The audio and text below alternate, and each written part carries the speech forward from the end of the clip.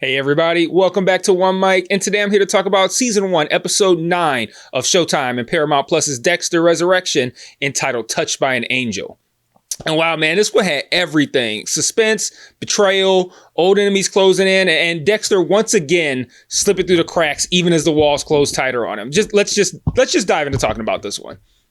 So we start with Harrison spilling his guts to Prater without even realizing how bad of a decision that is. You know, looking back on the episode, once you've watched it, you also realize that not only is Dexter trapped, but Harrison is out there alone. And now Prater knows everything that he needs to know about him because of this opening conversation at this restaurant. But the dinner interruption from Prater leads to Prater and Dexter going outside, where Prater questions Dexter even further about all of these surprises that Dexter has brought into Prater's life. And he says he won't tell Harrison about his dark passenger, and he frames Charley as the one who's got the real problem with Dexter, not him.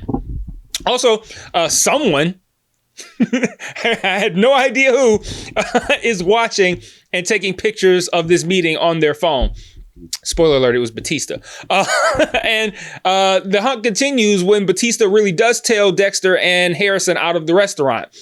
Dexter tells Harrison everything that's happened with Prater so far this season and then slips the tailing Batista on the subway. Things get tense when Harrison turns down a cushy gig at Prater's gala, only to walk into a room service ambush from Charley.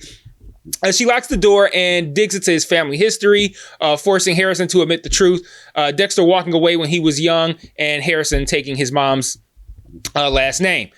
Dexter then leans on Blessing for help, and I thought this scene was so funny because Blessing balks at Dexter requesting a favor, given the knife that is still in his back from when Dexter told Joy that he was a child soldier. And look, I said in my video for that episode that Blessing's response was a bit much.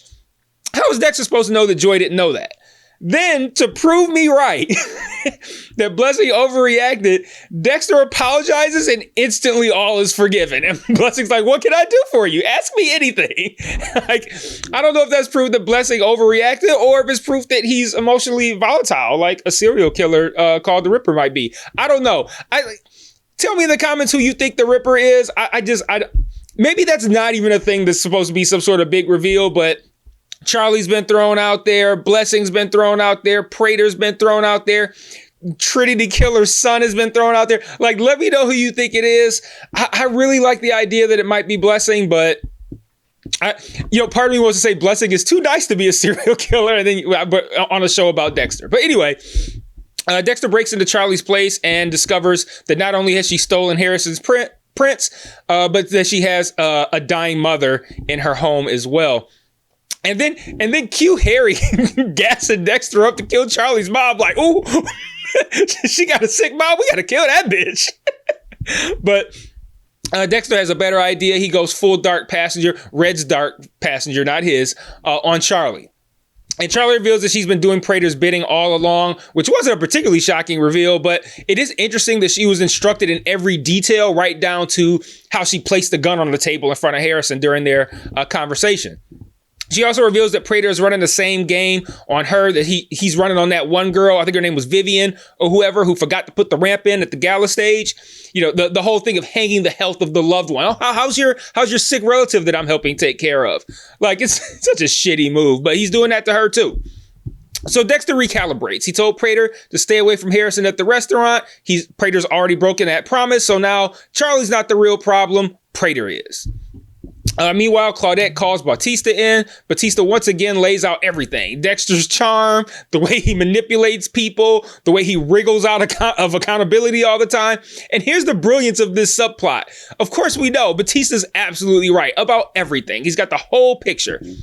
Not only is that what Dexter did this season, it's what he's done every season. It's one of the most appealing things about this show and this character. Like, just when Dexter seems truly fucked, he somehow manages to find a way to survive, and not by brute, well, not always by brute force, sometimes by brute force, but a lot of times by just perception management. So like, I don't know. I just love when someone's got Dexter completely figured out and is right on every detail, and somehow Dexter still escapes. Dokes is the perfect example.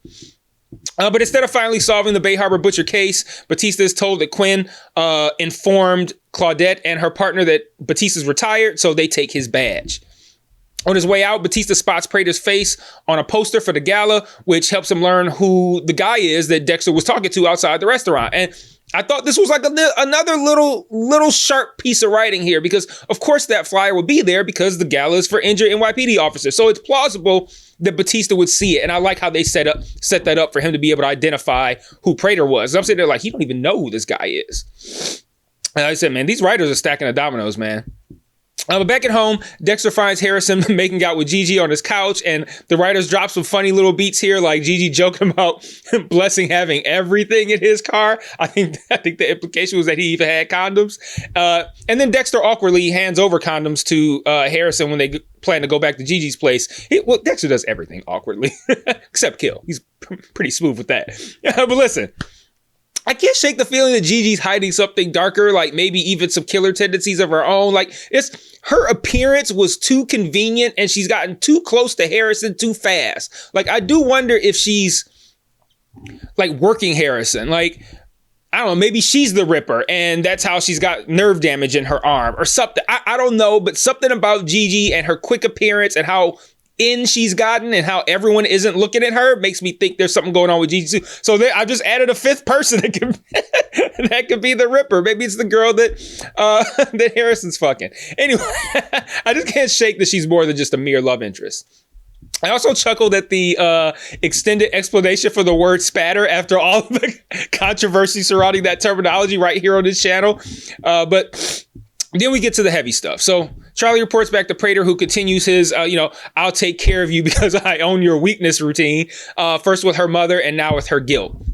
Dexter sets a meeting with Prater for the next morning, ready to finally strike, but Batista shows up first, trying to warn Prater about who Dexter really is because he doesn't fully understand the true nature of Prater and Dexter's relationship. As soon as he revealed to Prater who Dexter was, though, I mean, it was over for Dexter at that point. And sure enough, when Dexter arrives, Prater already knows his real name. Charley puts a gun to Dexter's head and is like, stay cool. like she's a member of Fox Force 5. That had to be intentional. Like, we're going to cast Uma Thurman for this role just for have one line that sounds like something from a Tarantino movie. But she confiscates his knife and reveals Batista to be tied to the kill table. Prater, smug as ever, demands Dexter kill Batista, but Dexter refuses, freeing Batista instead. The problem is that Batista immediately tries to kill Dexter for everything that he's put him through, La Guerta, Dokes, all that, right? Everything that's happened this season. And just when you think maybe Batista might finally get his justice, Prater shoots him in the back. And sadly enough, Batista's final act is not a nice moment between friends. It's fuck you, Dexter. That's not funny, but I mean, it was kind of funny. But in Dexter, who is now locked inside the vault by himself, he can only scream and roll credits. I mean, it was brutal, man. And I told y'all, Batista wasn't going to make it out of this season. He was just doing way too much. I will say this. I'm glad Dexter didn't do the killing himself.